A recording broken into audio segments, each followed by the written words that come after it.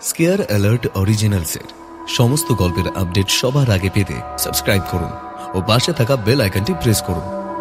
আজ গল্প পাঠে রয়েছি আমি ব্রতদীপ এবং বিভিন্ন চরিত্রে রয়েছে নীলাঞ্জন, বর্ণালী, শুভদীপ, দুর্বা, রৌনক, ঝিনুক, সৌরভ, মৌমিতা এবং সুপর্ণা। আজ আপনাদের জন্য রয়েছে শিবাঙ্গনের কলমে শিমুলডিহির আতঙ্ক। শুনতে থাকুন আজকের গল্প।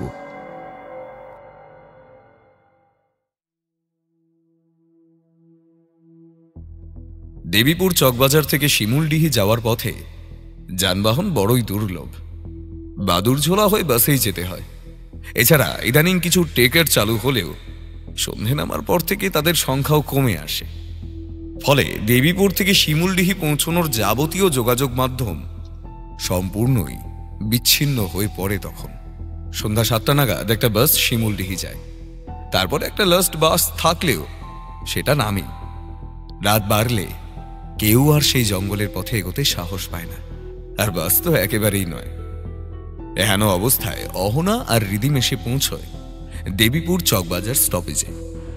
ওরা একটা সোশ্যাল নেটওয়ার্ক সাইটে ভূতের অনুসন্ধান করে, আর সেই সূত্রেই ওরা এসে পৌঁছেছে দেবীপুর চকবাজার। ওদের গন্তব্য শিমুলডিহি।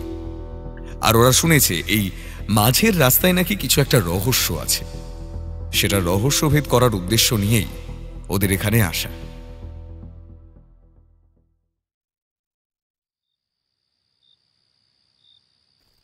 চকবাজার তো পৌঁছানো গেল, এবার শিমুলডিহি যাওয়ার কি করা যায় বলতো? এখানে তো কোনো গাড়ি ঘোড়া কিছুই দেখছি না যে ডবল ভাড়া দিলেও আমাদের সেখানে নিয়ে যাবে। সেটাই তো, আজকে গোটা জগৎ যেখানেই এগিয়ে যাক না কেন, আমাদের এই পশ্চিমবাংলার গ্রামগুলো পড়ে রয়েছে সেই আগের জায়গাতেই। সন্ধ্যে 7টায় নাকি লাস্ট বাস চলে যায়, কোনো মানে হয়? ওদের কথার মাঝেই হঠাৎ করে একটা সাদা 4 চাকা এসইউভি গাড়ি এসে দাঁড়ায় ওদের সামনে। ড্রাইভারের সিটের কালো কাচের জানালাটা কিছুটা নামাতে দেখা যায়। চালকের আসনে একজন যুবতী বসে, কথাবার্তায় বেশ স্মার্ট, সপ্রতিভ।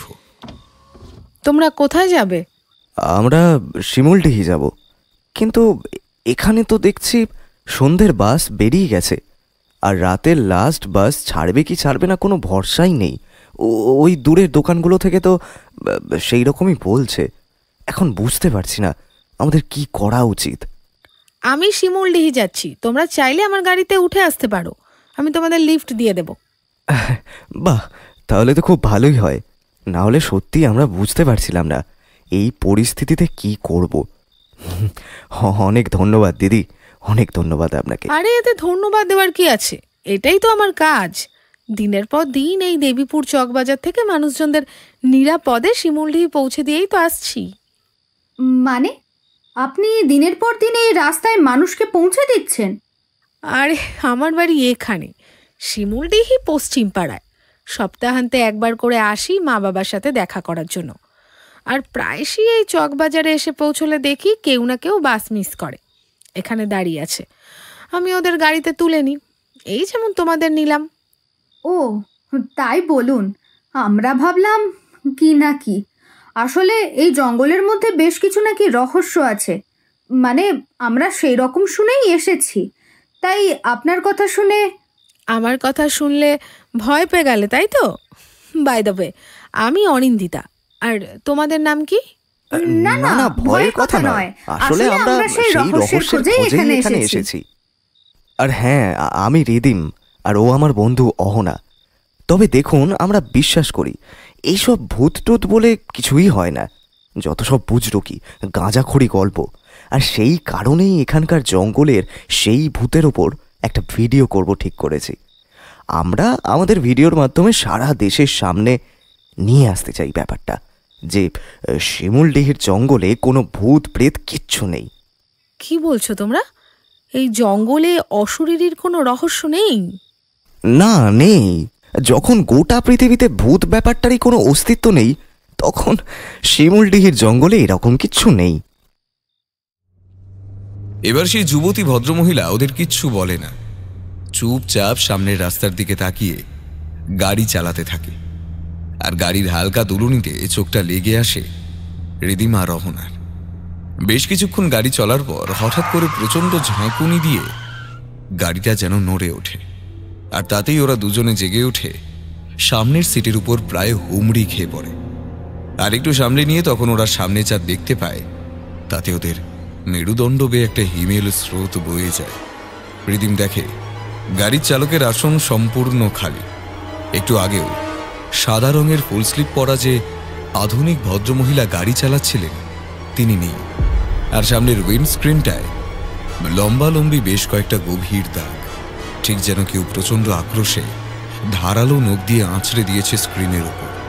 তবে গাড়িটা তখনও ছুটে চলেছে তীব্র গতিতে। সম্পূর্ণ নিয়ন্ত্রণহীন গাড়িতে গভীর জঙ্গলের মধ্যে দিয়ে তীব্র গতিতে ছুটে চলেছে ওদের ঝকঝকে সাদা এসইউভি গাড়িটা। দৃশ্যতই প্রচণ্ড ভয় পেয়ে ওরা চিৎকার করে ওঠে, বাঁচাও! কে কোথায় আছো? বাঁচাও!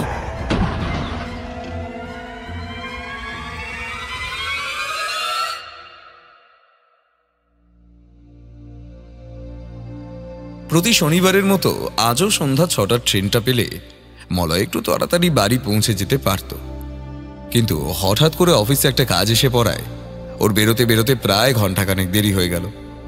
ফলে হাওড়া পৌঁছে সন্ধ্যা 7:30টার ট্রেনটা যদি বা কোনো মতে মলয় ধরতে পারে, কিন্তু ওর গন্তব্যে পৌঁছবার বাস ততক্ষণে দেবীপুর স্টেশন ছেড়ে চলে গেছে। ঘড়িতে সময় তখন 9:15। মলয় নিজের উপর একটু বিরক্ত হয়। এই তো সপ্তাহে মাত্র একটা দিন বাড়ি আসে, সেই দিনটাও যদি তাড়াতাড়ি ফিরতে না পারে তাহলে ওর বাড়ি ফেরার কোনো অর্থই হয় না।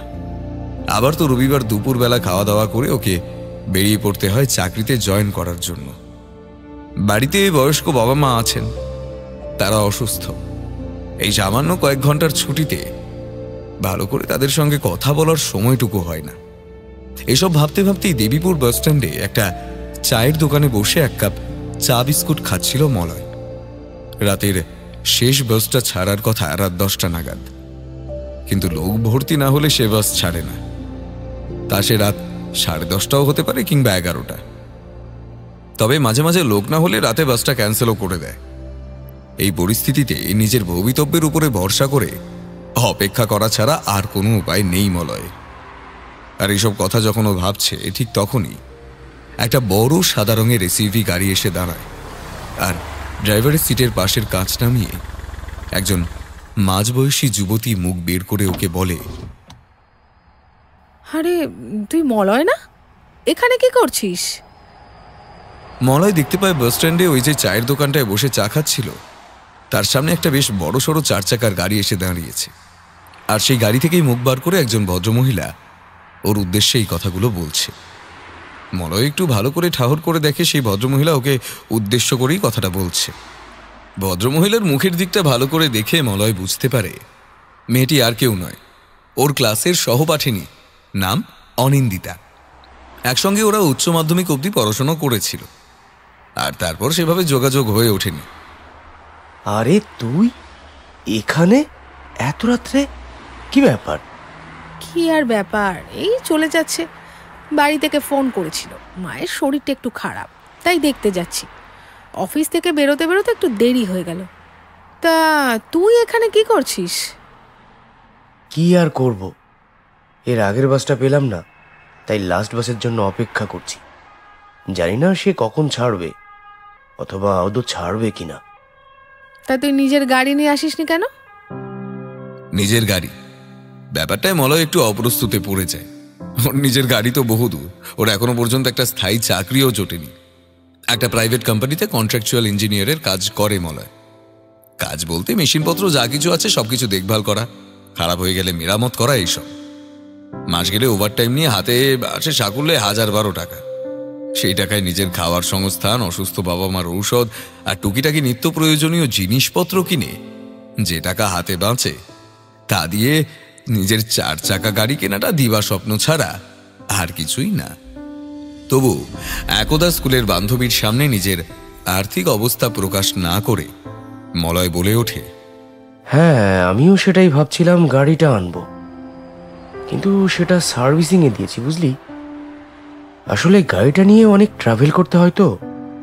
তা তোর কি খবর? মলয় যে সত্যি কথা বলছে সেটা অনিন্দিতা বুঝতে পারলেও ওর সামনে কিছু বলে না, শুধু মলয়ের প্রশ্নের উত্তরে ওকে বলে, আর কি, চলে যাচ্ছে বলতে পারিস। প্রাইভেট কোম্পানির চাকরি, কাজ যা করি সেটা তো বিনা পয়সা শ্রম, আর মাইনে বলে যে টাকাটা দেয় সেটা ওই বসের গালাগালি শোনার জন্য। তবে হ্যাঁ, যেটুকু টাকা পয়সা দেয় তাতে করে ভালো মন্দ মিলিয়ে চলে যাচ্ছে। না হলে কলকাতার বুকে 2টো ফ্ল্যাট, এই গাড়ি, আর কিছু ইন্স্যুরেন্স, অল্প স্বল্প কিছু ইনভেস্টমেন্ট, এই চলে যাচ্ছে বলতে পারিস। অল্প স্বল্প ইনভেস্টমেন্ট বলছিস?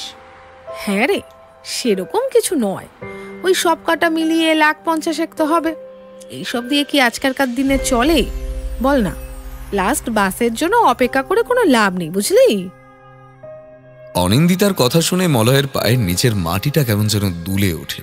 চকিতে ওর মাথার মধ্যে খেলে যায় ওর একমাত্র একটা LIC ইন্স্যুরেন্সের মাসিক 730 টাকার প্রিমিয়ামটাও 2 মাস বকেয়া পড়ে রয়েছে। সামনের মাসের মাইনে পেলে মরি বাঁচি করে হলেও টাকাটা দিয়ে দিতে হবে। কি রে, কি ভাবছিস? হ্যাঁ, কাজ কর, আমি তো একা, গাড়ি খালি আছে, তুই বরং উঠে আয়। মলয় মনে প্রাণে সেটাই চেয়েছিল, অনিন্দিতার গাড়িতে লিফট চাইবে।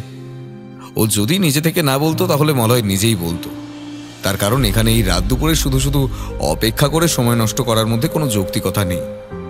কিন্তু যেহেতু অনিন্দিতা নিজে থেকেই ওকে সে কথা বলে, তাই কিছুটা গড়রাজি হওয়ার মতো অভিনয় করে শেষ পর্যন্ত বলে, সেই ভালো, মিছিমিছি এখানে সময় নষ্ট করে লাভ নেই, এমনিতেও অনেকটা দেরি হয়ে গেছে, আর দেরি করা ঠিক হবে না। তবে একটা কাজ করা যেতে পারে, আর 5টা মিনিট দাঁড়িয়ে তুইও বরং না হয় 1 কাপ চা খেয়ে নে, তারপর না হয় রওনা হওয়া যাবে। মলয় মনে মনে হিসেব করে নেয়, বাস ভাড়ার যে টাকাটা ওর হাতে বাঁচলো সেটা দিয়ে অনিন্দিতাকে একটা চা আর বিস্কুটও খাওয়াতেই পারে, আর সেই ভেবেই ও কথাটা বলে।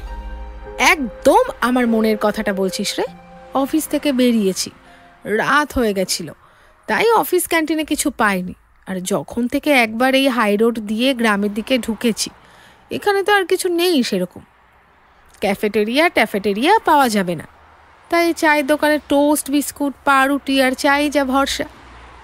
খুব খিদে পেয়েছে, তাই কিছু একটা খেয়ে নি। এখনো গাড়িতে প্রায় মিনিট 40 রাস্তা। গাড়িটার ইঞ্জিন বন্ধ করে অনিন্দিতা নেমে আসে চালকের সিট থেকে, আর তখনই ওকে সম্পূর্ণটা দেখার সুযোগ পায় মলয়। সাদা রঙের ফুল স্লিভ শার্ট, ডেনিম জিন্সে একেবারে এক শহুরে আধুনিকা। সেখানে মলয়ের পোশাক অনেকটাই ছাপোষা, সাদামাটা। আর সেটা যে অনিন্দিতার চোখে ধরা পড়ে যাচ্ছে সেটা মলয় ভালোই বুঝতে পারে। আর সব থেকে বড় কথা হচ্ছে, আভিজাত্যের যে ব্যাপারটা মানুষের ভেতর থেকে প্রতিফলিত হয় সেটা মলয়ের মধ্যে সম্পূর্ণভাবেই অনুপস্থিত। তাই ওকে দেখে যে কেউ সেটা বুঝতে পারবে। ওদিকে দোকানদার ভদ্রলোক ওদেরকে আর 1 কাপ করে চা দিলে টোস্ট বিস্কুট ডুবিয়ে ওরা সেটা খেয়ে নেয়। আর খুব খিদে পাওয়ার কারণে অনিন্দিতা নিজের জন্য একটা কেক চেয়ে নেয় সে ভদ্রলোকের থেকে। দাদা, আপনার দোকানে ভালো কোনো কুকিজ জাতীয় কিছু আছে? তাহলে 1 প্যাকেট নিয়ে নিতাম। আর আমার গাড়িতে জল একদম নেই, একটা 2 লিটারের মিনারেল ওয়াটারের বোতল দেবেন প্লিজ।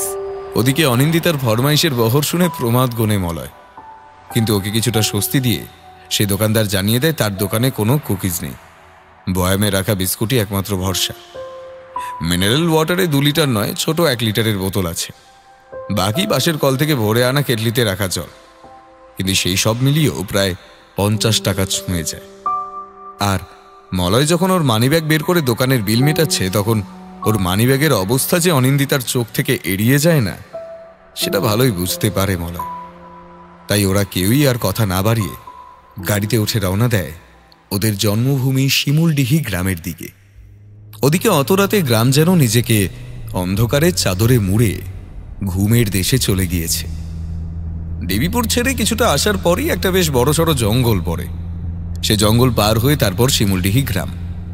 আর এত রাত্রে একটা গাড়িতে জঙ্গলের মধ্যে দিয়ে মলয় আর অনিন্দিতা যখন বিদ্যুতের বেগে এগিয়ে চলে, তখন দুজনের মনেই ওদের ছেড়ে আসা অতীতের অনেক স্মৃতি এক এক করে ভেসে উঠতে থাকে। আর মলয় খেয়াল করে দেখে অনিন্দিতা গাড়ি স্টিয়ারিংয়ে বেশ ভালোই হাত পাকিয়েছে। প্রায় ঝড়ের গতিতে 2টো হেডলাইট জ্বালিয়ে অনিন্দিতার গাড়িটা ছুটে চলে জঙ্গলের রাস্তা দিয়ে। এদিকে মলয় আর অনিন্দিতা বেশ কিছুক্ষণ চুপ করে বসে থাকার পরই মলয় প্রথম নীরবতা ভাঙে। ভাগ্যিস তুই এখানে গাড়িটা নিয়ে এলি, না হলে আমার যে কি অবস্থা হতো। অনিন্দিতা কিছু কথা না বলে শুধু হাসে। গাড়ির সামনের কাঁচে ওর এই হাসি মাখা অভিব্যক্তিটা দেখতে মলয়ের বেশ ভালোই লাগে। এদিকে অনিন্দিতা তখন তাকিয়ে আছে সোজা সামনের দিকে, আর মলয় ওর পাশের সিটে বসে কাছে ওর মুখের প্রতিফলন দেখছে। একবার তো মলয়ের মনে হয় যদি ওর এই আর্থিক দুরবস্থা না থাকতো তাহলে হয়তো আজই প্রপোজ করেই বসতো অনিন্দিতাকে। না, অনিন্দিতাকে দেখে যে ওর রূপে ও পাগল হয়ে গেছে তা নয়, আসলে পরিস্থিতিটা বড়ই রোম্যান্টিক। প্রায় ঝড়ের বেগে ধাবমান একটা গাড়ি, যাতে প্রায় সমবয়সী একজন নারী আর একজন পুরুষ জঙ্গলের অন্ধকার পথ দিয়ে ছুটে চলেছে। আর শুধু গাড়ির হেডলাইট দুটো সামনের দুটো গোল আলোকচক্র তৈরি করে ওদের পথ দেখাচ্ছে। মলয় প্রায় সামনে কাচের উপর আছড়ে গিয়ে পড়ে। এভাবে হঠাৎ করে অনিন্দিতা গাড়ির ব্রেক কষায়। কোনো রকমে সেটা সামলে নিয়ে জিজ্ঞাসু দৃষ্টিতে অনিন্দিতার দিকে তাকায়। কিরে, কি হলো? হঠাৎ এভাবে ব্রেক কষলি কেন? সামনে মনে হলো একটা কি যেন এসে গেছিল, তাই সেটাকে বাঁচাতেই ব্রেকটা কষলাম। কি যেন এসে গেছিল মানে? কি এসে গেছিল? এই জঙ্গলে শুনেছি বেশ কিছু হরিণ, বুনো শুয়োর, সজারু আছে, আর বড় বড় কিছু শিয়ালও থাকতে পারে। না রে, তা নয়। আমার মনে হলো সেটা কোনো সরীসৃপ প্রাণী, অনেকটা গোসাপের মতো দেখতে। হ্যাঁ, সে থাকতেই পারে, কিন্তু তাই বলে তুই এভাবে ব্রেক কষবি? কত বড় অ্যাক্সিডেন্ট হয়ে যেতে পারতো বলতো, যদি পেছন থেকে কোনো বড় গাড়ি আসতো। আসলে আমি প্রথম দিকটা খেয়াল করিনি, হঠাৎ করে ওটা সামনে এসে পড়া একদম চমকে গেছি, সেই কারণেই ব্রেক কষে ফেলেছি। যাই হোক, যা হওয়ার হয়ে গেছে, এবারে স্টার্ট কর। না, কিন্তু আমার কারণে যে জন্তুটার আঘাতটা লাগলো সেটা কেমন আছে সেটা না দেখে চলে যাওয়াটা কি ঠিক হবে? তোর কি মাথা খারাপ হয়েছে নাকি বলতো? জঙ্গলের রাস্তায় একটা গোসাপ যদি তোর গাড়িতে চাপা পড়ে, তাহলে তুই কি সেই গোসাপটাকে হসপিটালে নিয়ে গিয়ে ট্রিটমেন্ট করাবি নাকি? না মানে, তাও কোনো মানে নেই। এখন গাড়ি স্টার্ট করতো, করে যত তাড়াতাড়ি পারিস জঙ্গল থেকে বেরিয়ে চল। এত রাত্রে জঙ্গলের ভেতরে থাকা ঠিক নয়, এখানে অনেক রকম বিপদের সম্ভাবনা রয়েছে। একরকম মলয়ের কথাতেই অনিন্দিতা গাড়ি স্টার্ট দিতে চায়, আর ঠিক তখনই গাড়ির পেছনের দিকে জানালার কাছে একটা প্রচন্ড জোরে শব্দ শুনতে পায়। কেউ যেন প্রাণপণে গাড়ির কাঁচটায় ধাক্কা দিচ্ছে। এভাবে জঙ্গলের মধ্যে রাতের গভীর অন্ধকারে কেউ যে এসে গাড়ির জানালায় আঘাত করতে পারে এ সম্পর্কে বিন্দুমাত্র পূর্ব ধারণা ওদের কারো ছিল না। ফলে কাউকে ওভাবে জানালার কাছে আঘাত করায় দেখে মলয়রা দুজনেই ভীষণ ভয় পেয়ে যায়। ওরা দেখে কাঁচের জানলার বাইরে একজন ভদ্রমহিলা, পোশাক আশাক একেবারে গ্রাম্য, বয়স দেখে মনে হয় 25 থেকে 26-এর মধ্যে। কিন্তু এখানে এত রাতে একজন যুবতী ভদ্রমহিলা কোত্থেকে এলো সেটা বুঝতে পারে না ওরা। আর তাকে এভাবে জানালায় আঘাত করতে দেখে অনিন্দিতা গাড়ি থামাতে গেলে প্রায় চিৎকার করে ওঠে মলয়। এখানে একদম গাড়ি থামাবি না অনিন্দিতা, রাত্রিবেলা জঙ্গলে অনেক কিছু ঘটতে পারে। গাড়ি থামিয়ে নিজেদের জন্য বিপদ ডেকে আনিস না। যতটা জোরে পারিস গাড়িটা নিয়ে বেরিয়ে চল, এখান থেকে যত তাড়াতাড়ি পারিস বেরিয়ে চল। ও বাবু, বাবু, এই দরজাটা একটু খুলুন না বাবু। বাবু গো, আমার স্বামীর যে বড় বিপদ, একটা অ্যাক্সিডেন্ট হয়ে গেছে। আমি ঝিমলি, আমি পাশের গ্রামে থাকি। আপনারা দয়া করে আমাকে একটু সাহায্য করুন বাবু, আমার স্বামীটাকে একটু হাসপাতালে নিয়ে চলুন। কাছের ওপারে সেই অল্প বয়সী মেয়েটি ক্রমাগত তার হাতের তালুতে আঘাত করে চলেছে, আর প্রাণপণে ওদের গাড়িটা থামানোর জন্য অনুরোধ করছে। একদিকে মলয়ের সিদ্ধান্ত মতো অনিন্দিতার গাড়ি চালিয়ে ওখান থেকে চলে যাওয়া উচিত, আর ওই মেয়েটি এতটাই করুণভাবে সাহায্যের জন্য প্রার্থনা করছে যে তাকে পাশ কাটিয়ে চলে যাওয়া অনিন্দিতার পক্ষে খুব একটা উচিত কাজ বলে মনে হয় না।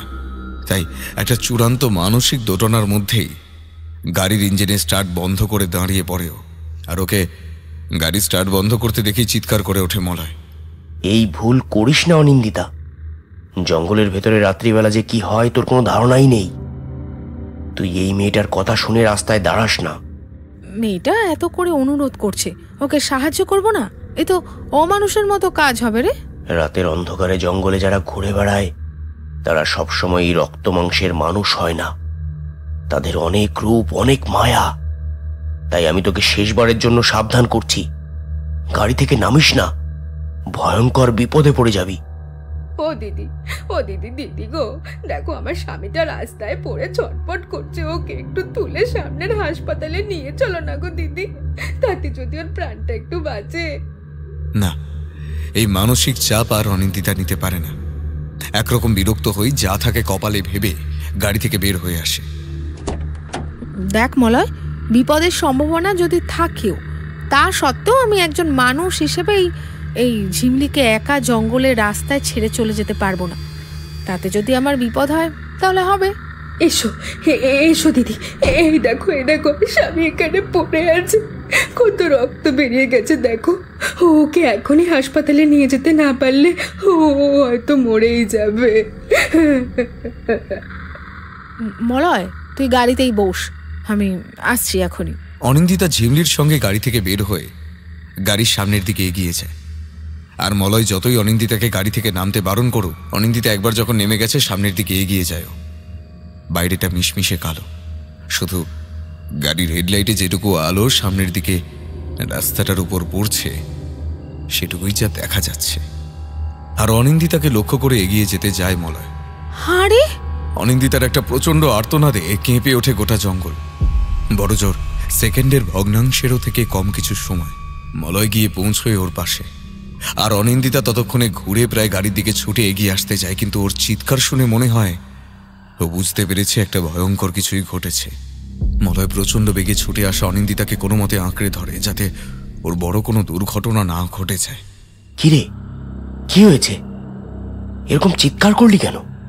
কোনো মতে আঙুল দিয়ে সামনের দিকটা দেখিয়ে দেয় অনিন্দিতা। আর মলয় দেখতে পায় ওর সন্দেহই ঠিক। রাস্তার উপরে একটা গোসাপ রক্তাক্ত অবস্থায় পড়ে রয়েছে। ওদের গাড়ির চাকাটা গোসাপটার মাথার সামনে দিয়ে চলে যাওয়ায় তার চোয়ালের অনেকটা অংশ ভেঙে গেছে, আর একটা দিকের চোখ প্রায় থেঁতলে গেছে। তখনও গোসাপটা মারা যায়নি। মুখের অন্য দিক দিয়ে ওর লম্বা চেরা জিভটা বেশ খানিকটা বের হয়ে এসেছে, তবে সেটা এখনো হালকা নড়ছে, আর তার জিভ থেকে আঠালো লালা গড়িয়ে পড়ছে। এই তো সেই গোসাপটা যেটা তুই দেখতে পেয়েছিলি, আর এটাকে দেখেই সম্ভবত তুই ব্রেক কষে দাঁড়িয়েছিলি। কিন্তু ওই ঝিমলি নামের মেয়েটা যে বলল তার স্বামী, আর সেই মেয়েটাই বা কোথায় গেল রে? এতক্ষণে মলয় মেয়েটার কথা বলায় অনিন্দিতার খেয়াল পড়ে ওর পাশেই মেয়েটা ছিল, কিন্তু এখন তো কোথাও নেই। যেন রাতের অন্ধকারে মেয়েটা হাওয়ায় মিলিয়ে গেছে। ততক্ষণে বাস্তবটা কি বুঝে নিতে অনিন্দিতার দেরি হয় না। সত্যি মলয়ের কথা না শুনে ওর গাড়ির বাইরে যাওয়াটাই বড় ভুল হয়ে গেছে। আসলে ও নিষ্পাপ মনে সেই মেয়েটাকে সাহায্য করতে চেয়েছিল, কিন্তু বুঝতে পারেনি ওকে সাহায্য করতে গিয়ে কত বড় বিপদ ডেকে এনেছিল নিজের জন্য। তাই আর কোনো কথা না বাড়িয়ে গাড়িতে উঠে আসে অনিন্দিতা।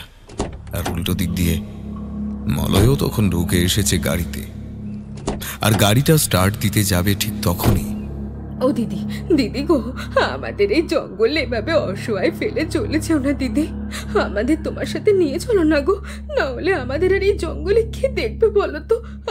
আমার স্বামীটা তো মরেই যাবে গো। মলয় দেখে অনিন্দিতা গাড়ির স্টিয়ারিংটা ধরে বসে থাকলেও গাড়ি স্টার্ট দিচ্ছে না। যেন খুব মন দিয়ে ঝিমলির সেই চাপা স্বরে বলা কথাগুলো সে শুনছে, আর ওর দৃষ্টি সামনে স্থির। কিরে, কি হলো তোর? এখনো সময় নষ্ট করছিস কেন? এবার অনিন্দিতা চোখের ইশারায় মলয়কে গাড়ির সামনের দিকটা দেখিয়ে দেয়। আর সেদিকে তাকিয়ে বুকটা ভয়ে কেঁপে ওঠে মলয়ের। সামনের উইন্ডস্ক্রিনটায় লম্বা করে কোনাকুনি কতগুলো নখের আঁচড়ের দাগ, ঠিক যেন কেউ তার মনের চরম প্রতিহিংসা থেকে ওই আঁচড়ের দাগগুলো কেটেছে, যাতে করে সে মোটা কাঁচের ওপরেও এত গভীর দাগ তৈরি হয়েছে। অনিন্দিতা, এখানে আর এক মুহূর্ত সময় নষ্ট করিস না, যত তাড়াতাড়ি পারিস এখান থেকে বেরিয়ে চল। আমাদের এখান থেকে যত তাড়াতাড়ি সম্ভব অনেকটা দূরে চলে যেতে হবে। মলয়ের কথায় যেন কেঁপে ওঠে অনিন্দিতা। ও যেন কেমন একটা ঘড়ির মধ্যে আটকা পড়ে রয়েছে। ও জানে এই মুহূর্তে ওকে কি করতে হবে, কিন্তু ওর শরীর সম্পূর্ণভাবে শিথিল, একটা অদ্ভুত আড়ষ্টতা থেকে যেন নড়তেও দিচ্ছে না। মলয় তাকিয়ে দেখে অনিন্দিতা দু চোখের দৃষ্টি কেমন শূন্য। ও যে ভেতরে ভেতরে প্রচন্ড ভয় পেয়েছে তার প্রতিফলন ওর চোখে। এবার আর কোনো উপায় না দেখে মলয় অনিন্দিতার হাতটা ধরে একটা জোরে ঝাঁকুনি দেয়। অনিন্দিতা, এই অনিন্দিতা, কিরে, কি হলো তোর? ওর কথায় কেঁপে ওঠে অনিন্দিতা, চমকে উঠে বলে, কি হয়েছে?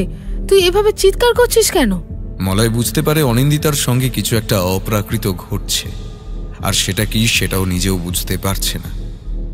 ওর হাতটা ধাক্কা দিয়ে সরিয়ে দিয়ে মলয় খুব জোরে চেপে ধরে স্টিয়ারিং এর হর্নটা, আর তাতে জঙ্গলের সমস্ত নিস্তব্ধতা ছিন্ন করে প্রচণ্ড জোরে গাড়ির হর্নটা বেজে ওঠে। কোনো কিছু বুঝে ওঠার আগেই সেই শব্দে অনিন্দিতা যেন একটু নড়ে ওঠে। মলয় দেখতে পায় ওর চারপাশের গাছপালাগুলো এতক্ষণ স্তব্ধ হয়ে দাঁড়িয়েছিল, যেগুলো একটা পাতাও পর্যন্ত নড়ছিল না, হঠাৎ করে সেগুলো যেন নড়ে ওঠে। একটা হাওয়ার দমক যেন সেগুলোকে কাঁপিয়ে দিয়ে যায়। কি হয়েছে মলয়? অনিন্দিতার প্রশ্নের উত্তর মলয় তখন দেয় না, আর তার কারণও বুঝতে পেরেছে অনিন্দিতার সঙ্গে কি হয়েছে। আর সেই অশরীরই যাতে করে অনিন্দিতার উপরে সম্পূর্ণভাবে নিয়ন্ত্রণ না নিয়ে নিতে পারে, তার জন্য সবার প্রথম ওদের ওখান থেকে বেরিয়ে আসতে হবে। মলয় খেয়াল করে দেখে অনিন্দিতার চোখ মুখ যেন একটু অস্বাভাবিক। তুই এই সিটে বস, আমি গাড়িটা চালাচ্ছি। তোর মনে হয় শরীর খারাপ লাগছে, তাই তো? না, ঠিক শরীর খারাপ নয়, তবে জানিস তো, হঠাৎ মাথাটা খুব যন্ত্রণা করছে। আমার মাইগ্রেনের সমস্যা আছে তো, মাঝে মাঝে এরকম হয়। আর যন্ত্রণা শুরু হলে চোখের সামনে সব ঝাপসা হয়ে আসে, আর সেটাই ভালো হয়। তুই গাড়িটা চালা, আমি বরং একটু রেস্ট নিই। এই কথা বলে অনিন্দিতা ওর দরজা খুলে বেরিয়ে আসার উপক্রম করতে গেলেই মলয় ওর বাঁ হাতটা ধরে ফেলে। খবরদার, ভুল করেও গাড়ির দরজা খুলে বাইরে বেরোবি না। যত যাই হয়ে যাক, গাড়ির দরজা খোলা যাবে না। তুই হয়তো বুঝতে পারছিস না অনিন্দিতা, আমাদের গাড়ির চারপাশে ভয়ঙ্কর বিপদ আমাদের জন্য অপেক্ষা করে রয়েছে। তাহলে? আমি তোকে পরে সব বলবো, এখন কথা বলার সময় নেই। তুই যেভাবে পারিস পিছনের ছিটে চলে যা, আমি তারপর দেখছি। ওদের সঙ্গে সঙ্গে ওদের চারপাশে যে ভয়ঙ্কর কিছু একটা ঘটছে সেটা অনিন্দিতাও বুঝতে পেরেছে, আর পেরেছে বলেই ও আর মলয়ের সঙ্গে কথা বলে সময় নষ্ট না করে ওদের দুটো সিটের মাঝখান দিয়ে গলে পিছনের সিটে গিয়ে বসে। মলয় ওর ড্রাইভারের সিটে এসে বসে। গাড়িটা যে মুহূর্তে স্টার্ট দিতে যাবে ঠিক তখনই অনিন্দিতা চিৎকার করে ওঠে, মলয়, ওই দেখ ওই মেয়েটা। মলয় দেখতে পায় গাড়ির বাইরে রাস্তার ঠিক ডান দিকে এই মেয়েটা দাঁড়িয়ে আছে। মলয় জানে ওর হাতে এক মুহূর্ত সময় নেই। গায়ে যত জোর আছে অ্যাক্সিলারেটরে চাপ দেয় মলয়। গাড়িটা একটা ভয়ঙ্কর জোর ঝাঁকুনি দিয়ে হঠাৎ চলতে শুরু হয়, আর ঠিক তখনই সামনের লুকিং গ্লাসে মলয় দেখতে পায় একটা ভয়ঙ্কর সরীসৃপ প্রকাণ্ড একটা লাফ দিয়ে এসে পড়ে গাড়ির পেছনের ডিকির উপর। সেটা তার সঙ্গে ধাক্কায় গাড়িটা প্রচণ্ড জোরে কেঁপে ওঠে, আর সেটা উঠতেই অনিন্দিতা চিৎকার করে ওঠে। এটা কি রে মলয়? এরকম কোনো জীব তো আমি কোনোদিনও দেখিনি। আর এই জঙ্গলে এরকম ভয়ঙ্কর কোনো জীব আছে বলে কোনোদিন তো শুনিও নি। এদিকে গাড়ির গতিবেগ তখন প্রায় 60 কিলোমিটার প্রতি ঘন্টা। মলয় বুঝতে পারে সেই সরীসৃপ লাফ দিয়ে গাড়িটা ধরে ফেলেছে, তাই ও যতই অ্যাক্সেলারেটরের চাপ বাড়াক কিছুতেই গাড়ির গতিবেগ বাড়ছে না। সে পেছন দিক থেকে টেনে রেখেছে গাড়িটাকে। মলয় বুঝতে পারে সেই অদ্ভুত দর্শন ভয়ঙ্কর সরীসৃপটা গাড়িতে ওঠার চেষ্টা তখনও ছাড়েনি। গাড়িটার সঙ্গে যে পিছনে ছুটে আসছে, গাড়িটাকে তার সামনের দুটো পা দিয়ে প্রচণ্ড জোরে আঁকড়ে ধরেছে সে।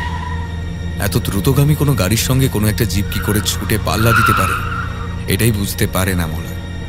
স্বাভাবিকভাবে বুকে হেঁটে চলা সরীসৃপের গতিবেগ খুব বেশি হয় না, তার উপর পাথরের শক্ত রাস্তা দিয়ে বুকে হেঁটে চলতে তাদের বেশ অসুবিধাই হয়, বুকের নরম মাংস শক্ত মাটিতে ঘষা খাওয়ার জন্য। কিন্তু এক্ষেত্রে সেরকম কিছুই দেখা যাচ্ছে না। সেই সরীসৃপটা দুপায়ে ছুটে ধরে ফেলেছে গাড়িটাকে, আর একটা সামান্য লাফ দিলেই সরাসরি সে উঠে আসতে পারবে গাড়িটার ডিকির উপর। এই পরিস্থিতিতে অসহায় মলয় কোনো উপায়ন্তর না দেখে ড্যাশবোর্ডের উপরে পাগলের মতো কি যেন খুঁজতে থাকে, আর তখনই লাফ দেয় সেই সরীসৃপ। আর এসে আছড়ে পড়ে পিছনের কাঁচের ওপর। জিপটাকে দেখে ভয়ে বুকটা কেঁপে ওঠে মলয়ের। ঠিক যেন একটা অতিকায় গিরগিটি, তবে গলাটা বেশ কিছুটা লম্বা আর ঘাড়ের কাছে বেশ বড় বড় কাঁটার মতো, তবে লেজটা কিছুটা ছোট, আর 4টে পায়ে তীক্ষ্ণ নখ, যেগুলো দিয়ে সরাসরি কাঁচের গায়ে আঘাত করতে থাকে সেই অদ্ভুত প্রাণীটা। আর ঠিক তখনই হঠাৎ করেই মলয়ের একটা আঙুলের চাপে ড্যাশবোর্ডে সেট করে রাখার মোবাইলটা চালু হয়ে যায়। খুব সম্ভবত অনিন্দিতা একটু আগে এখানেই গান শুনছিল। তাতে ফুটে ওঠে সংকটমোচন বজরংবলীর ছবি। খুব মৃদু শব্দ হলেও ইউটিউবে গানের ভিডিওটা শুরু হয় হনুমান চালিসা। হনুমান চালিসার গান বেজে উঠতেই একটা বিকট চিৎকার করে ওঠে সেই সরীসৃপ প্রাণীটা। তারপর হঠাৎ করে ওর হাতের মুঠোগুলো শিথিল করে দেওয়ায় ছিটকে গিয়ে পড়ে পেছনে, আর ওর টানটা হঠাৎ করে ছেড়ে যাওয়ায় মলয়দের গাড়িটা একটা ঝাঁকুনি দিয়ে তীব্র বেগে সামনের দিকে এগিয়ে যায়। একটু আগেও গাড়ির বন্ধ কাচের মধ্যে যে গুমট ভাবটা ছিল, হঠাৎ করে সেটাও কেটে যায়। এতক্ষণ সেই 4 পে সরীসৃপের আক্রমণে ওরা এতটাই দিশেহারা ছিল যে বুঝতেই পারিনি গাড়ির ভেতরটা একটা গুমট আষ্টে গন্ধে ভরে গেছে। যেই মুহূর্তে সেই জন্তুটা গাড়ি ছেড়ে পড়ে যায়, তখনই মলয় বুঝতে পারে এসে যেন সেই সমস্ত দুর্গন্ধযুক্ত বাতাসটাকেও তার সঙ্গে টেনে নিয়ে গেছে। ওর খেয়াল পড়ে গাড়ির ভেতরে একটা শ্বাসযোগ্য পরিষ্কার হাওয়া রয়েছে এখন। এর আগে বহু ক্ষেত্রে হনুমান চালিসার সরাসরি প্রয়োগ লক্ষ্য করার সৌভাগ্য হয়েছিল মলয়ের।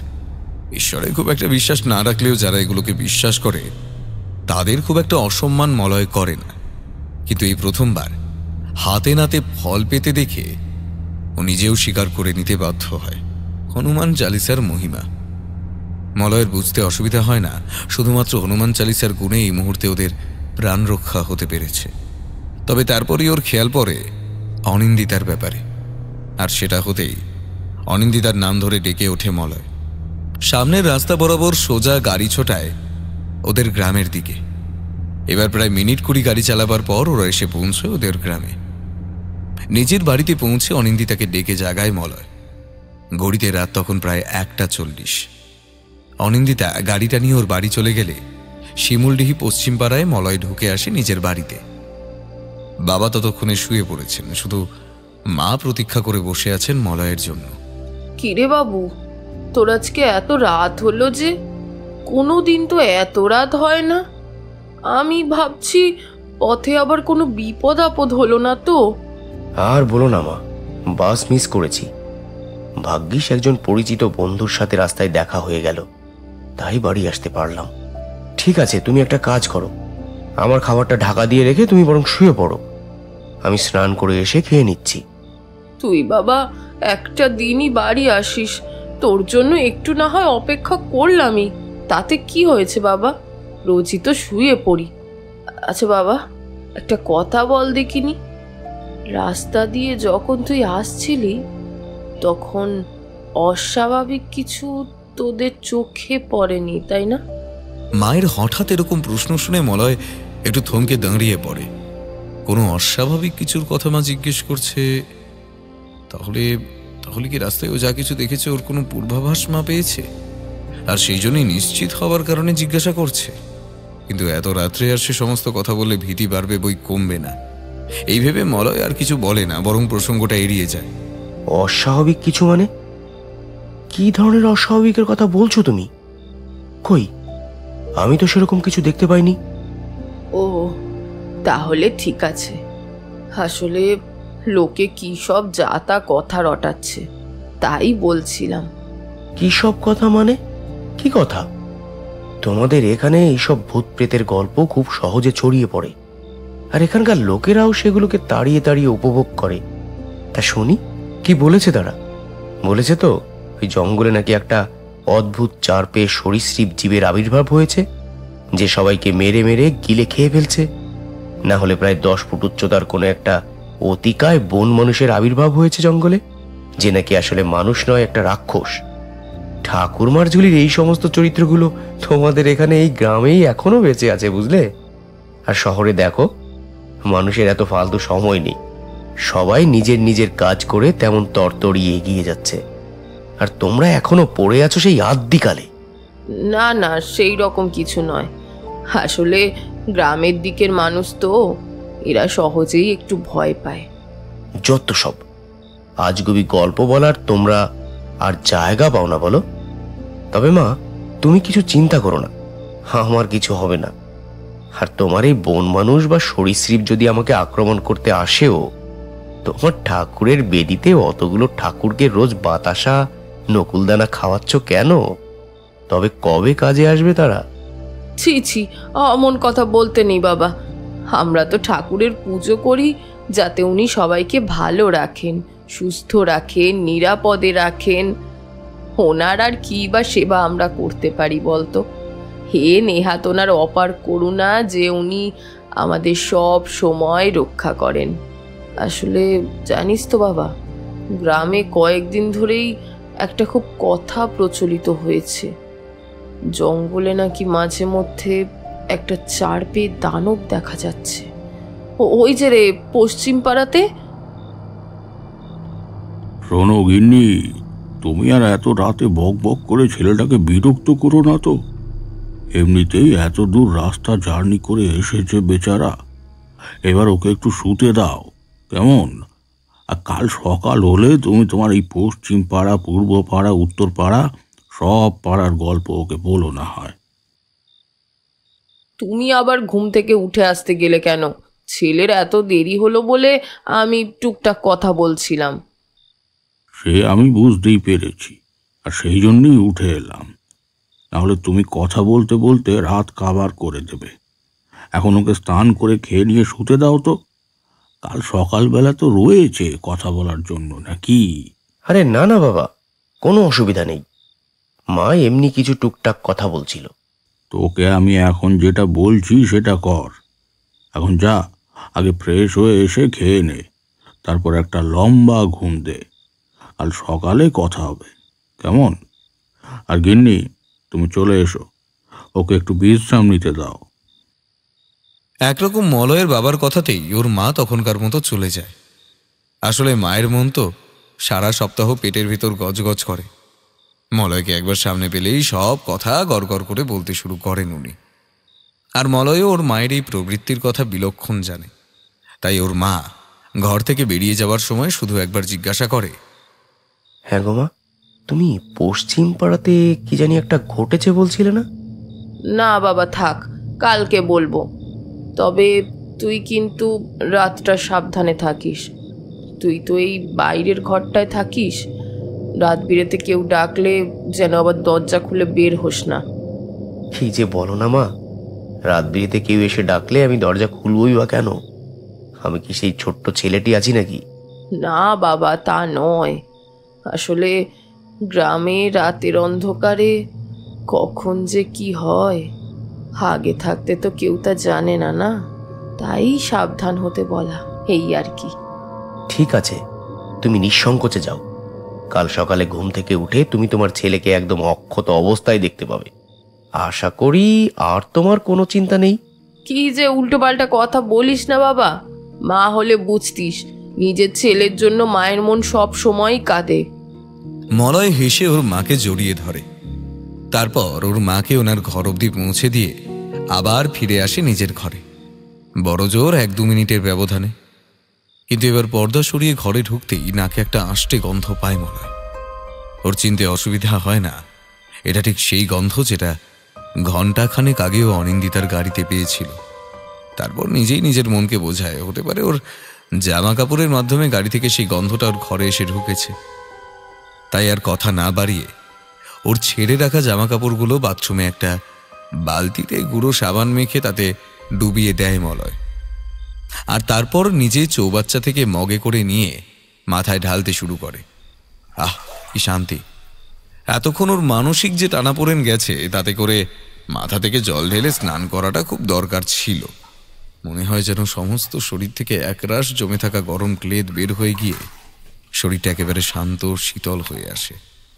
বেশ কিছুক্ষণ মাথায় প্রায় 20-25 মগ জল ঢেলে বাথরুম থেকে বের হয়ে আসে মলয়। ঘরে পড়ার একটা প্যান্ট পরে সোজাসুজি এসে বসে খাবার টেবিলে। এখন ওর শরীরটা বেশ ঝরঝরে লাগছে।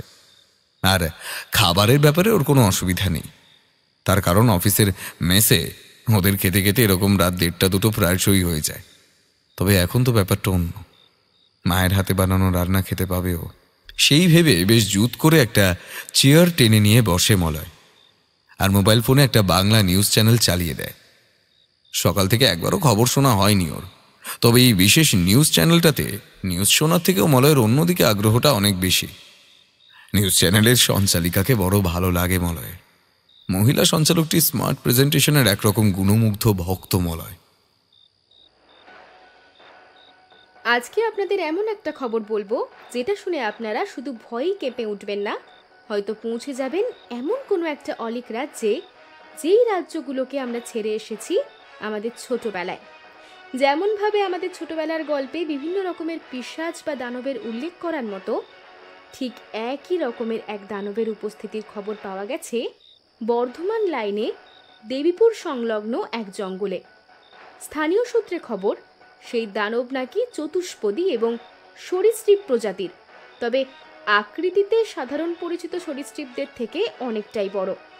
স্থানীয় কিছু প্রত্যক্ষদর্শীর বক্তব্যে তার আকৃতি নাকি অনেকটা গিরগিটির মতো, যার লম্বা গলা আর ঘাড়ের কাছে বেশ বড় বড় কাঁটার মতো আছে। সাধারণ মানুষের মধ্যে একটা ভয়ঙ্কর ভীতির সঞ্চার হয়েছে সেই দানবের উপস্থিতিকে কেন্দ্র করে, যদিও বন দপ্তর এরকম কোনো দানবের অস্তিত্বকে মান্যতা দেয়নি। তারা এটা শুধুমাত্র গ্রামবাসীদের মনের ভুল এবং তৎসংলগ্ন ভয়ের বহিঃপ্রকাশ বলেই দাবি করেছেন। তবে এখানেই শেষ নয়। যে কোনো রকমের সরীসৃপ বা অদ্ভুত জীবের কথা জানতে পারলেই প্রথমে আমাদের যেটা মাথায় আসে সেটা হলো তার আক্রমণের প্রসঙ্গে। এত বড় আকৃতির একটি সরীসৃপ যে মাংসাশী তাতে কোনো সন্দেহ নেই। জঙ্গল পার্শ্ববর্তী গ্রাম থেকে মাঝে মাঝে বাছুর, ভেড়া এবং ছাগলও পর্যন্ত হারিয়ে যাবার ঘটনা ঘটলেও এতদিন গ্রামবাসীরা সেদিকে বিশেষ নজর দেয়নি। সেগুলোকে জঙ্গলি পশু বা শেয়ালের কাজ বলেই মনে করা হতো। কিন্তু এখন তো ব্যাপারটা অন্যরকম। তার কারণ সেই অদ্ভুত সরীসৃপের লক্ষ্য এখন মানুষ, আর তাতেই নড়েচড়ে বসেছে প্রশাসন। গতকাল গভীর রাত্রে সেই জঙ্গলের পথ দিয়ে একটি গাড়ি আসছিল শিমুলডিহি গ্রামের দিকে, আর তাতেই নাকি চড়াও হয় সেই চতুষ্পদী সরীসৃপ। আর সেই গাড়ির চালককে সে নৃশংসভাবে খুন করে। তাকে জঙ্গলে টেনে নিয়ে গেছে বলেই অনুমান গ্রামবাসীদের। মৃতের নাম অনিন্দিতা মজুমদার। পেশায় কলকাতার এখন বেসরকারি প্রতিষ্ঠানের বেশ উচ্চপদস্থ কর্মচারী। শুক্রবার অফিস শেষ করে উইকেন্ডের ছুটিতে বাড়ি যাচ্ছিলেন অনিন্দিতা দেবী, আর সেখানেই গভীর রাতে তার গাড়ির ওপর চড়া হয় সেই অদ্ভুত ভয়ঙ্কর জীব। সকালবেলা যখন তার দেহ উদ্ধার হয় তখন তার অবস্থা দেখেই বোঝা যায় কি মারাত্মক পাশবিক অত্যাচার করা হয়েছে তার ওপরে। তার শরীরের বিভিন্ন জায়গা থেকে মাংস খুবলে নিয়েছে সেই ভয়ঙ্কর জীবটি। ওনার রক্তাক্ত শরীরটা উদ্ধার হয় গ্রামের একেবারে বাইরে রাস্তার ওপর। আর ওনার বিদেশি দামি গাড়িটাও সেই ভয়ঙ্কর নরপিশাচের আক্রমণের হাত থেকে বাঁচেনি। গাড়ির কাঁচ এবং বডিতে সেই নরপিশাচের নখের গভীর দাগ স্বাভাবিকভাবেই দেখা যাচ্ছে। তবে ওনার মৃত্যুর খবর পেয়ে নড়েচড়ে বসেছে প্রশাসন। বন দপ্তরকে বিশেষ নির্দেশ পাঠানো হয়েছে সরেজমিনে ওই জঙ্গলে তল্লাশি চালাবার ব্যবস্থা করতে, যাতে করে এই জঙ্গলে কোনো রকম পশু সত্যি আছে কিনা অথবা ব্যাপারটা কোনো পূর্ব পরিকল্পিত ক্রাইম কিনা সেটা খতিয়ে দেখা যেতে পারে। আপাতত আমি খবর পড়ছি সুনিতা সেন, আর এবার আমি আপনাদের নিয়ে যাব সেই লোকেশনে। আমরা কথা বলে নেব মৃতার পরিবারের সঙ্গে। আমাদের সঙ্গে রয়েছেন অনিন্দিতার দাদা আনন্দ মজুমদার। খুব স্বাভাবিকভাবেই তিনি মানসিকভাবে ভেঙে পড়েছেন। আমাদের রিপোর্টার সায়নীকে অনুরোধ করব একবার আনন্দবাবুর সাথে সরাসরি কথা বলাবার জন্য। ওনার কি মতামত? দেখুন, আমার বোন প্রতি সপ্তাহে শুক্রবার রাত্রে বাড়ি আসে। গত কয়েক মাস আগে ও নিজে নতুন গাড়ি নেয়, আর তারপর থেকে ও গাড়ি নিয়েই আসতো। আমরা শুক্রবার সন্ধ্যা থেকেই ওর আসার জন্য অপেক্ষা করতে থাকি, অথচ রাত ধীরে ধীরে গভীর হওয়া সত্ত্বেও ও আসছে না দেখে আমাদের মনে চিন্তার পারদ বাড়তে থাকে। বেশ কয়েকবার মোবাইল ফোনে চেষ্টা করলেও ও ফোন ধরছিল না। হয়তো গাড়ি চালাচ্ছিল বলেই ফোন ধরতে পারছিল না। আর তারপর দেবীপুর চকবাজারে পৌঁছে ও নিজেই বাড়িতে ফোন করে। আর তখনই জানায় ওর সাথে ওর স্কুলের একজন বন্ধুর দেখা হয়েছে, যাকে ও গাড়িতে নিয়ে ফিরছে। কিন্তু তারপর সারা রাত কেটে গেলেও অনিন্দিতা বাড়ি ফেরে না। তার মানে আপনি বলতে চাইছেন আপনার বোন অনিন্দিতা দেবীর সঙ্গে গাড়িতে আরও একজন কেউ ছিল? হ্যাঁ, ওর ছোটবেলার একজন বন্ধু, নাম আকাশ ভট্টাচার্য, এই গ্রামেরই ছেলে, কলকাতায় চাকরি করে। সে বাসে ফেরার সময় লাস্ট বাসটা মিস করে। আকাশের সঙ্গে অনিন্দিতার নাকি বাস স্ট্যান্ডেই দেখা হয়েছিল। আচ্ছা, আপনার বোনের মর্মান্তিক পরিণতির কথা আমরা শুনেছি, কিন্তু এই আকাশবাবু, উনি কোথায়? উনি কেমন আছেন? সেই ভয়ঙ্কর সরীসৃপের আক্রমণের সময় আকাশ ওর সঙ্গেই ছিল। তারপর ভোররাতে কোনো মতে ও গ্রামে ফিরে আসতে পেরেছে, তবে সেই সরীসৃপের আক্রমণে সেও ক্ষতবিক্ষত। আপাতত গ্রামের স্বাস্থ্যকেন্দ্রে ভর্তি, আর ওর থেকে যেটুকু কথা আমরা জানতে পেরেছি তাতে পুরো ব্যাপারটাই আমাদের সামনে আসে। তবু ভগবানের কি অদ্ভুত নিয়তি, আকাশ আহত হলেও শেষ পর্যন্ত বাড়ি ফিরতে পেরেছে। কিন্তু কিন্তু আমার বোনটা, সে যে আর কোনোদিন বাড়ি ফিরবে না।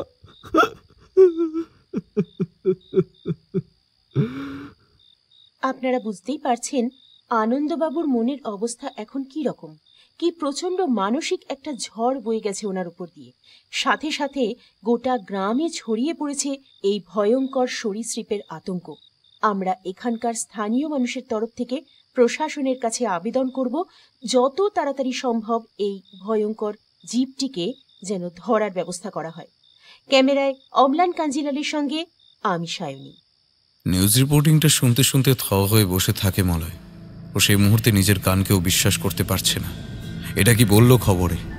অনিন্দিতা মজুমদার গতকাল রাত্রিবেলা গ্রামে আসার সময় সেই সরীসৃপের হাতে আক্রান্ত হয়ে মারা গেছে, কিন্তু ও তো একটু আগেও অনিন্দিতার সঙ্গেই এলো, আর একই রকমভাবে সেই সরীসৃপের আক্রমণের সামনাসামনি ওকেও হতে হয়েছে। তাহলে ওর সঙ্গে গাড়িতে যে ছিল সে কে ছিল? সে কি অনিন্দিতা ছিল নাকি অন্য কেউ? তবে মলয়ের মনের এই প্রশ্নের উত্তর একমাত্র দিতে পারে আকাশ, কারণ ঠিক যেমনভাবে আজ মলয় অনিন্দিতার সঙ্গে গাড়িতে এসেছে, এই নিউজ রিপোর্টিং অনুসারে গতকাল অনিন্দিতার গাড়িতে আকাশও এসেছে এখানে, আর ওর সামনে থেকেই সেই ভয়ঙ্কর সরীসৃপ তুলে নিয়ে গেছে অনিন্দিতাকে। রাত্রি ভোর আর চোখের পাতা এক করতে পারে না মলয়। বাস্তবে ওর সঙ্গে কি ঘটেছে তার কিছুই বুঝতে পারছিল না। ওর মনে শুধু একটাই প্রশ্ন, অনিন্দিতা যদি গতকাল রাতে সেই দানবের আক্রমণে মারা গিয়ে থাকে, তাহলে ওর সঙ্গে গাড়িতে কে ছিল?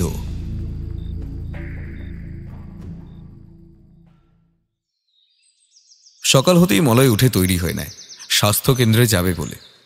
সেখানে আকাশ ভর্তি আছে। আকাশ অনিন্দিতার মতোই ওর স্কুল জীবনের বন্ধু, তাই আকাশের সঙ্গে যতক্ষণ না কথা বলতে পারছে ততক্ষণ মলয়ের শান্তি নেই। সেদিন রাত্রে কি ঘটেছিল সেটা মলয়কে জানতেই হবে। নিজের বাড়ি থেকে সাইকেলটা নিয়ে সকাল 7টা নাগাদও এসে পৌঁছয় স্বাস্থ্য কেন্দ্রে, কিন্তু সেখানে এসেও দেখে বেশ কিছু মানুষের জটলা সেখানে, আর তার ভেতরে আকাশের পরিবারের বেশ কয়েকজনকেও দেখতে পায়। তাই নিজে থেকেই তাদের দিকে এগিয়ে যায়। কাকু, আকাশ এখন কেমন আছে? আমি ওর বন্ধু মলয়। আমি কাল রাত্রে বাড়ি ফিরে ওর কথা জানতে পারলাম। ও এখন কেমন আছে? ওর সাথে একবার কথা বলা যাবে? প্রায় এক নিঃশ্বাসে কথাগুলো বলে যায় মলয়। আসলে ওর ভেতরে তখন একটা তীব্র উৎকণ্ঠা কাজ করছে আকাশের জন্য। যে কোনোভাবেই ওকে জানতেই হবে সেদিন রাতে কি হয়েছিল।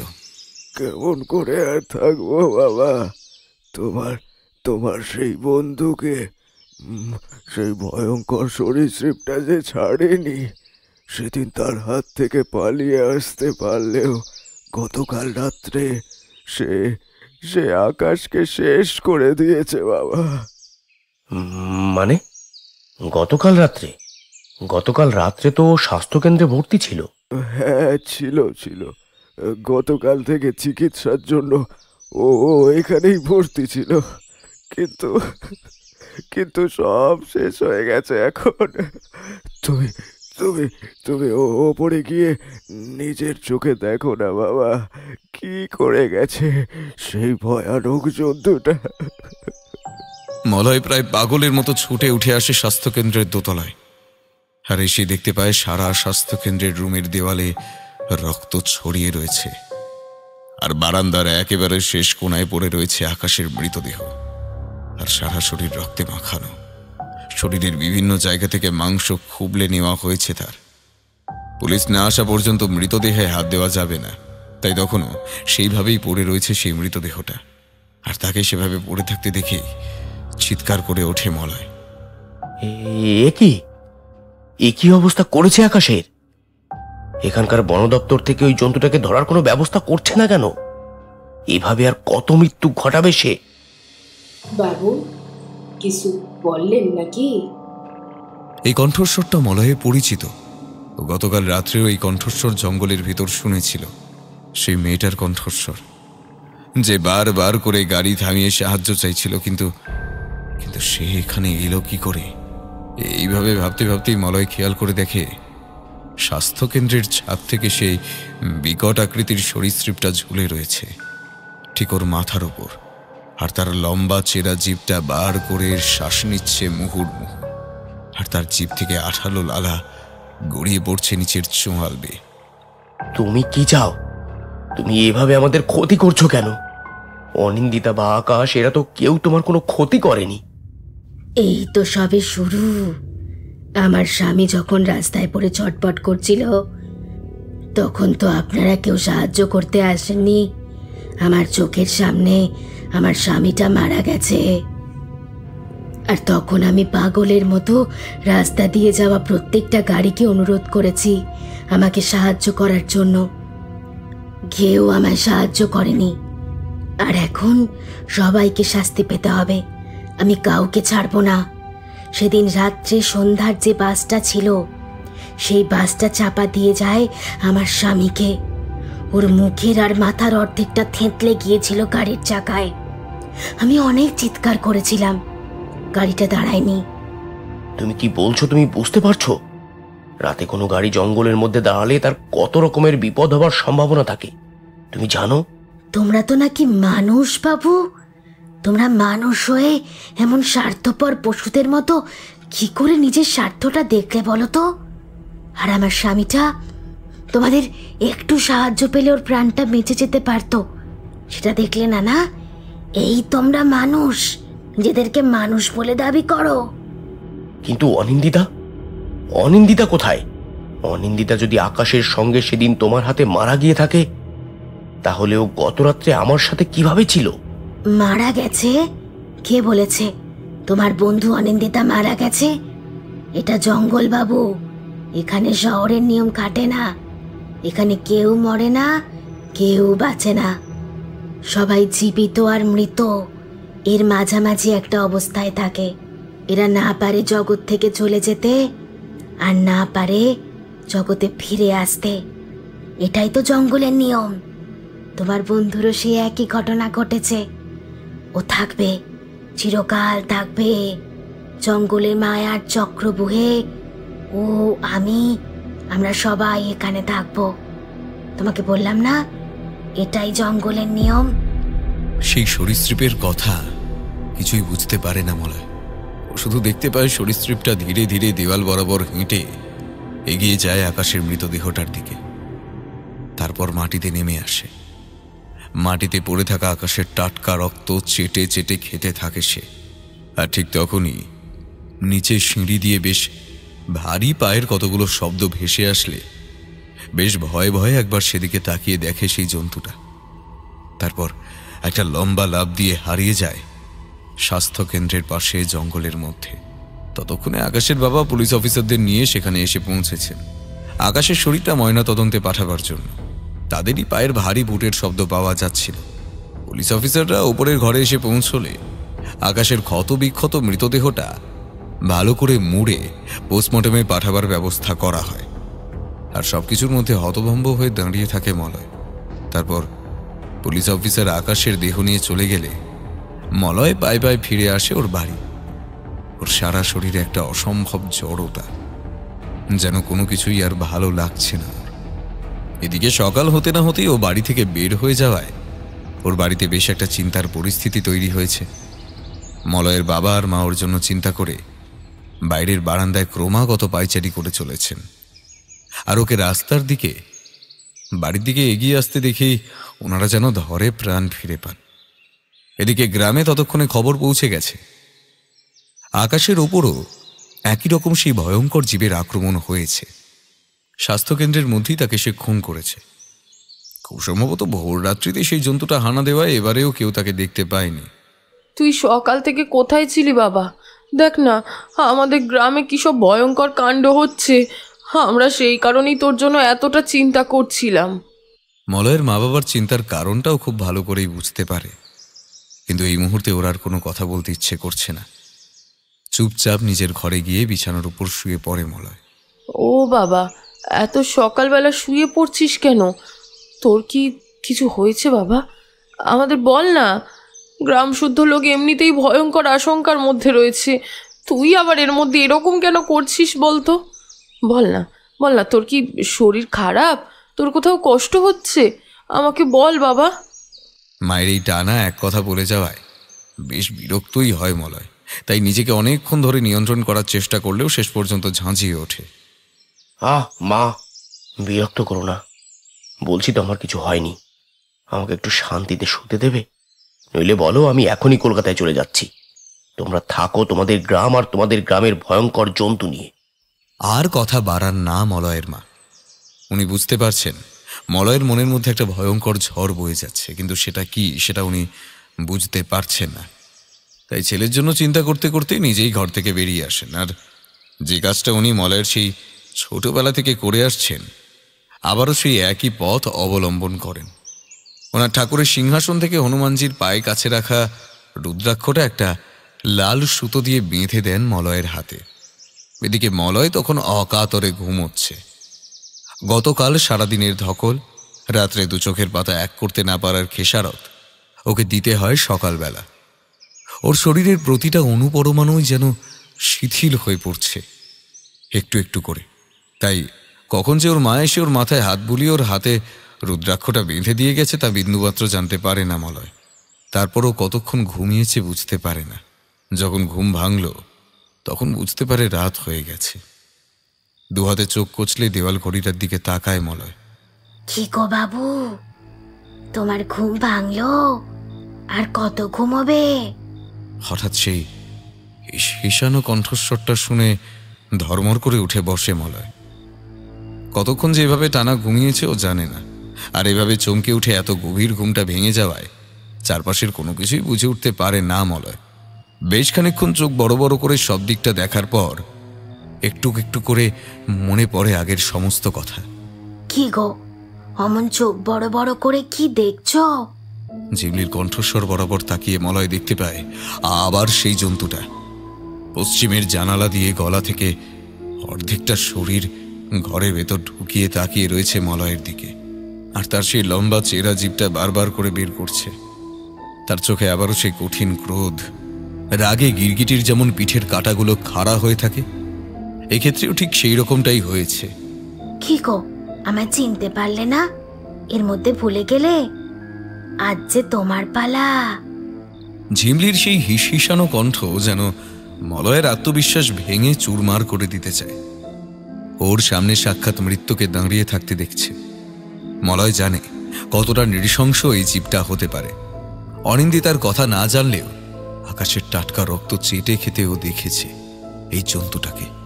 তো নিভে যাওয়ার আগে প্রদীপ যেমন শেষে একবার জ্বলে ওঠার সম্পূর্ণ চেষ্টা করে, ঠিক সেইভাবেই মলয়ও বাঁচার একটা শেষ চেষ্টা করে দেখে। তোমাদের কোনো ক্ষতি তো আমি বা অনিন্দিতা করিনি। করেছে তো সেই বাসের চালক, যে বাসের তলায় তোমার স্বামী চাপা পড়ে যায়। তুমি আমাদের মারছো কেন? মারবো মারবো, সবাইকে মারবো। এক এক করে বাসের প্রত্যেকটা যাত্রীকে আমি একই রকম ভাবে শেষ করব। আমি আমার স্বামীর মৃত্যুর প্রতিশোধ প্রত্যেকের থেকে কড়ায় গন্ডায় বুঝে নেব। আর যতক্ষণ না এদের প্রত্যেককে শাস্তি দিতে পারছি ততক্ষণ তো আমার শান্তি নেই। আর তারই মধ্যে দিয়ে আমার আজ রাতের শিকার তুমি। কথাটা বলার সঙ্গে সঙ্গে সেই অদ্ভুত ভয়ঙ্কর জীবটা একটা সরাসরি লাফ দেয় মলয়ের উপর। আর অসহায় মলয় তখন আর কোনো উপায় না দেখে নিজের হাতগুলো দিয়ে নিজেকে বাঁচাবার জন্য নিজের মুখটা ঢেকে দেয়। আর সেই জন্তুটা এসে আছড়ে পড়ে ওর উপর। আর ঠিক তখনই একটা প্রকাণ্ড আর্তনাদ করে সেই ভয়ঙ্কর জন্তুটা ওর ঘরের মাটিতে গিয়ে ছিটকে পড়ে। একটা আর্তনাদ করে ওঠে সে। কয়েক মুহূর্ত আগেও ভয়ঙ্কর আক্রোশ নিয়ে ওই জন্তুটা মলয়ের সঙ্গে কথা বলছিল। এখন তার বিন্দুমাত্র লেশ নেই। গলার স্বর থেকেই বোঝা যায় সেই হুঙ্কার এখন পরিবর্তিত হয়েছে আর্তনাদে। কষ্ট হচ্ছে জন্তুটা। মলয়ের মনে হয় ওর যেন প্রচণ্ড ভারী কিছুর সঙ্গে সংঘর্ষ হয়েছে। আর কিভাবে সেটা হলো বিন্দুমাত্র বুঝতে পারে না মলয়। ওই জন্তুটার শরীরের অনেকটা অংশ পুড়ে গেছে। ওর পাগুলো কেমন গুটোনো কুঁকড়ে রয়েছে। খুব সম্ভবত ওর পাগুলো কোনো প্রকাণ্ড আঘাতে ভেঙে চুরমার হয়ে গেছে। আর তখনই মলয় দেখে ওর হাতে একটা লাল সুতো দিয়ে বাঁধা রয়েছে মায়ের ঠাকুরের আসনে রাখা রুদ্রাক্ষটা। মলয় নিজেই সেভাবে না মানলেও ওর মায়ের রুদ্রাক্ষটির শক্তিকে অত্যন্ত বিশ্বাস করে। যখনই মলয় বিপদে পড়েছে তখনই ওর মা ওর হাতে এই রুদ্রাক্ষটা বেঁধে দিয়েছেন। ওর মা বিশ্বাস করে এই রুদ্রাক্ষের মধ্যে সাক্ষাৎ হনুমানজির শক্তি রয়েছে। আর মলয়ের বুঝতে বাকি নেই আসলে ওর সঙ্গে নয়, এই রুদ্রাক্ষটার সঙ্গে সংঘাতেই ওই জন্তুটা এরকম অসহায়ভাবে ছিটকে পড়েছে। ওর হাঁটা চলা দেখে বোঝা যাচ্ছে সেই ভয়ঙ্কর জন্তুটা যেন আর উঠে দাঁড়াতেও পারছে না। আর তার কয়েক মুহূর্তের মধ্যে সেই জন্তুটা মাটি থেকে উঠে কোনো মতে প্রাণপণে পাগলের মতো ছুটে পশ্চিমের জানালা দিয়ে বাইরে বের হয়ে যায়। আর জানালা দিয়ে গলে নামার সময় নিয়ন্ত্রণ হারিয়ে হুড়মুড় করে পড়ে যায় মলয়দের বাড়ির পিছনের জঙ্গলে। জঙ্গলের গাছগুলো ভয়ঙ্করভাবে কেঁপে ওঠে। মলয় বুঝতে পারে শিমুলডিহির সেই বিভীষিকা প্রাণ ভয়ে ছুটে পালিয়ে যাচ্ছে জঙ্গলের মধ্যে দিয়ে।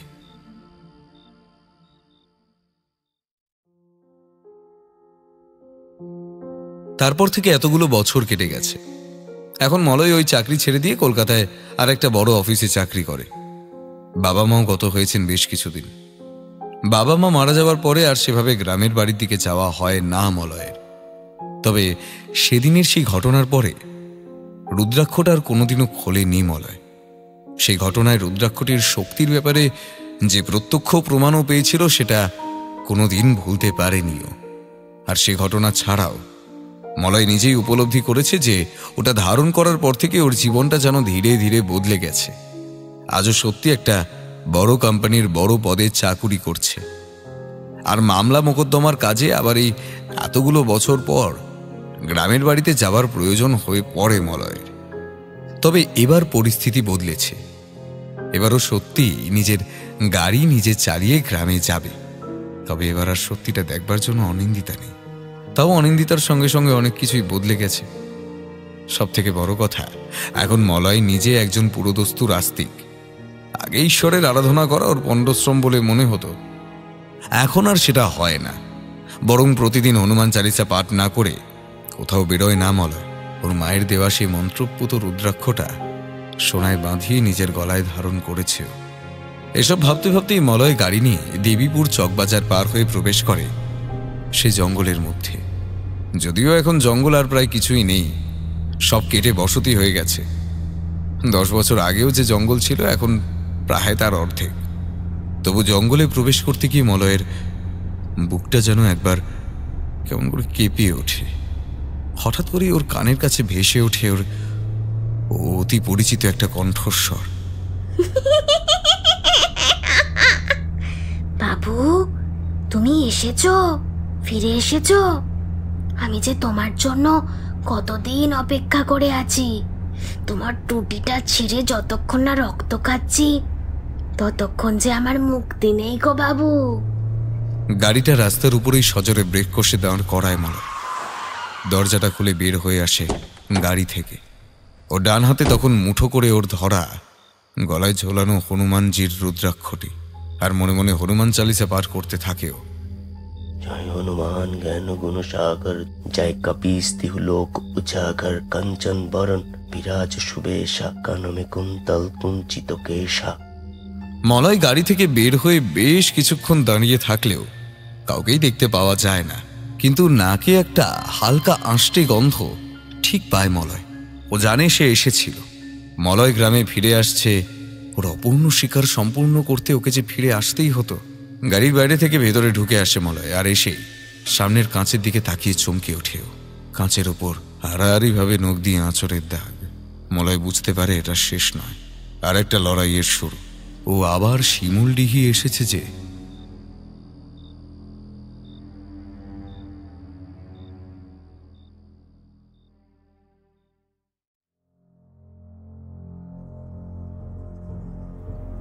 কেমন লাগছে আমাদের গল্প তা অবশ্যই জানান আমাদের কমেন্ট করে। ফিরে আসছি ঠিক আগামী সপ্তাহে আরও একটি ভয় নিয়ে। ততক্ষণের জন্য সবাই ভালো থাকুন এবং গল্প শুনুন।